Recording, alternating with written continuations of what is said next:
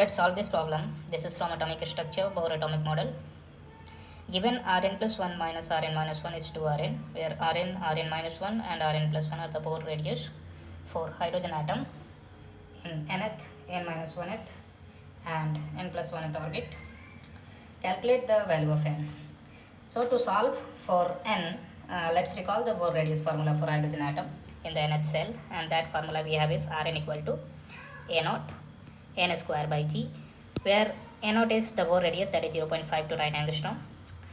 G is actually 1 for hydrogen atom, so you can reduce it to a naught n square.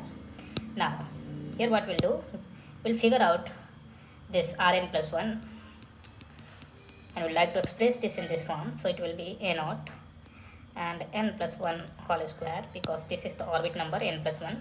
Similarly, Rn minus 1 will be a naught n minus 1 whole square. Now I'll be putting the value of these all three terms in this equation basically. Let me highlight it.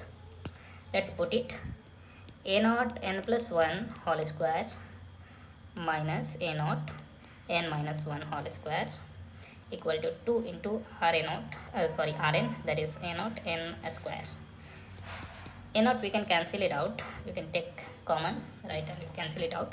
Let's do it now. N plus 1 whole square minus n minus 1 whole square equal to 2n square. Now you can just express this in simply a square minus b square. So it will be a plus b, so a plus b into a minus b. So a minus b, so minus plus equal to 2n square. If you further simplify it, it will become 2n, and this will become 1 plus 1 2 equal to 2n square. 2 to cancel out, so it will be 2 equal to n.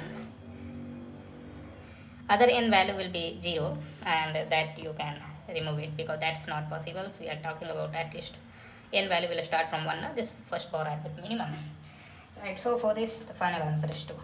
Thank you.